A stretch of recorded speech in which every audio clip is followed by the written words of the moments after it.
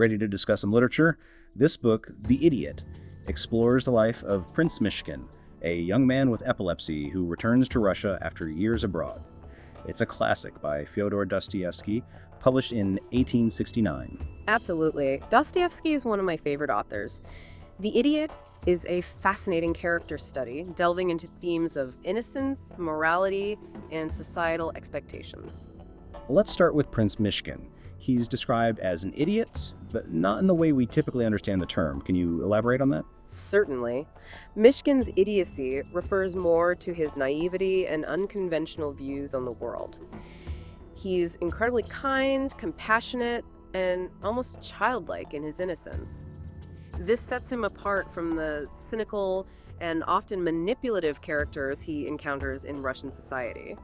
It's interesting how his innocence is both a strength and a weakness. Precisely. His genuine empathy and lack of judgment allow him to connect with people on a deeper level, but it also makes him vulnerable to exploitation and misunderstanding. The book also delves into the complexities of love and relationships. Myshkin finds himself entangled in a love triangle with two very different women, Nastasia Filipovna and Aglaya Epanchin. Yes, this is a central theme in the novel.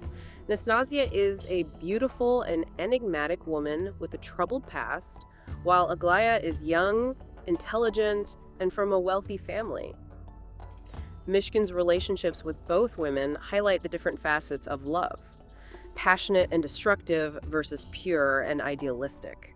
It seems like Myshkin's inability to conform to societal norms and expectations causes a lot of conflict in his relationships. Absolutely. His unconventional behavior and views often clash with the rigid social conventions of the time. This leads to misunderstandings and ultimately contributes to the tragic outcomes in the novel. The book also touches on themes of social injustice and the plight of the marginalized. Yes, Dostoevsky was a master at portraying the darker side of society. In The Idiot, we see the exploitation of women, the struggles of the poor, and the hypocrisy of the upper class. It's a complex and multi-layered novel with so much to unpack. Definitely. It's a book that stays with you long after you finished reading it. The characters are so richly drawn, and the themes are so universal that they continue to resonate with readers today. Can you talk a bit about the writing style? Dostoevsky is known for his psychological depth and philosophical musings. Absolutely. His writing is incredibly insightful and thought-provoking.